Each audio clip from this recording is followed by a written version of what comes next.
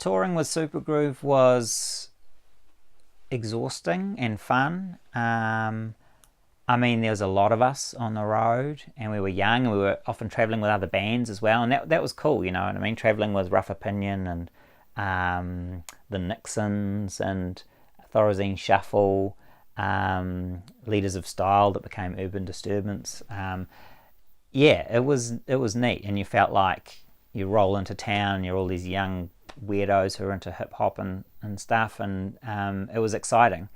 And of course, towns didn't communicate constantly between one another. You know, we arrive in Dunedin, and they hadn't really had a band like us playing that sort of music with this rapidy rap style down there yet. They were all doing this much more kind of alternative guitar-y, slightly post-jangly Dunedin sound stuff, and we were as excited about that, you know. So we heard bands like Monkey Cramp and stuff. Too Many Daves, I think, was another one, and we were like, wow, this is cool, this is crazy. And they saw the way we danced or whatever on stage, and they're like, whoa, what's up with this? And so, you know, the difference between Auckland and Dunedin in 1992 was vast, whereas now, I don't know if it's quite the same with, you know, social media and so on. But so it was a lot of fun. We said yes to everything. I mean, we were doing sometimes 4 gigs a day. We would do a school at lunchtime in the whatever that room is, the school hall at lunchtime. Then we would go to a record store, set up and do an in-store. Then we would usually go off and do some press, radio interviews and whatnot.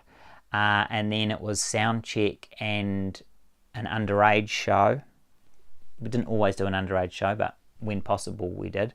And then an adult show starting at 10 that night.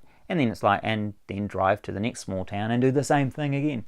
And it was completely bonkers, really. We brought in all the staging ourselves and lights, and, you know, would transform these nightclubs that were sort of discotheques, really, into rock venues for the night.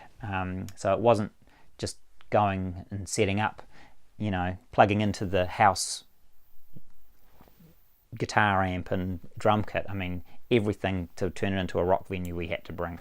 And it was cool. And the audiences, it was as exciting for them as it was for us. It was totally new for us, and it was totally new for them. They were a generation who hadn't experienced that before. And yeah, it felt like we were all doing something together, and that was really, really cool. The downside of doing that style of touring, where you're just like working the whole time, is you become completely exhausted. And yeah, so when we toured the world in 95, it was definitely pretty tense, because we were all these young men growing up in close proximity, growing as artists as well as individuals, and working extremely hard, extremely tired, and having some extremely unpleasant experiences touring Australia and stuff, as well as the good experiences. And I think that led to a lot of kind of tension as well. That it was just after that the band exploded, and it's no coincidence. It was the style of touring, and the very poor idea of just constantly touring Australia, even though middle Australia, they liked it in Melbourne and Sydney, and that was really fun.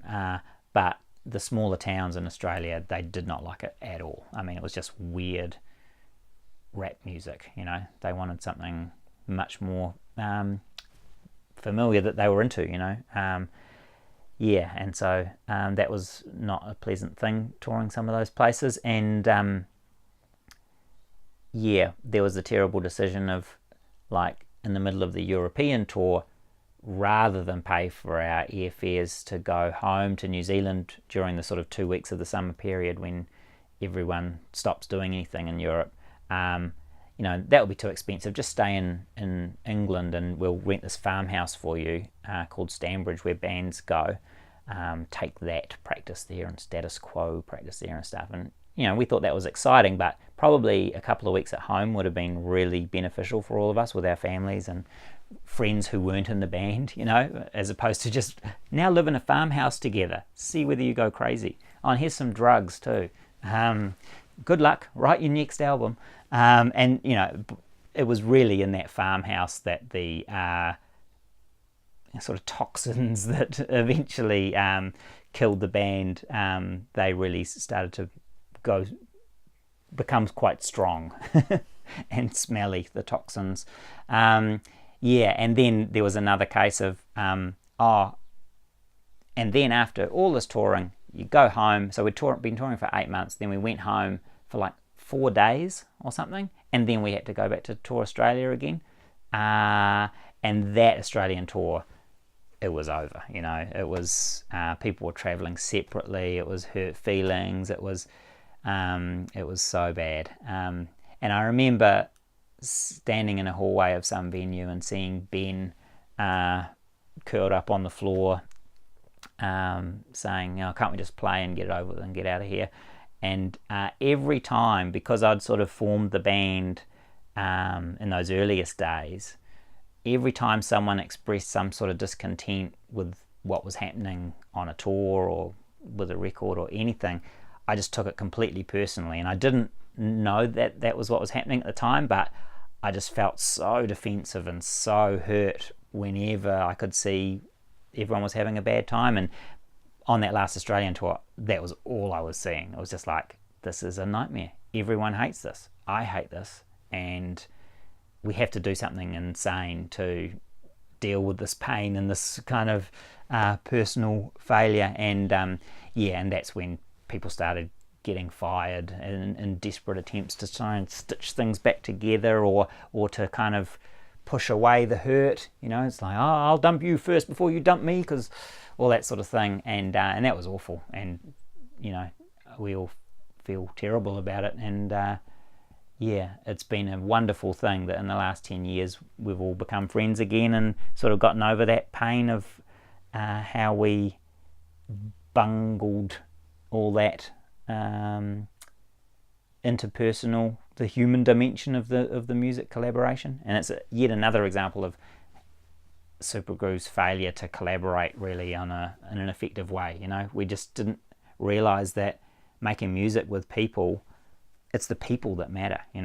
Without the relationships, you got nothing. You got a hi-hat part or something. And so ever since that time, any musical collaboration I've done, it's the people. It's about the people and the music, and that's it. It's not about the industry. It's not about success. It's not about perceptions from the public. It's not about the critics.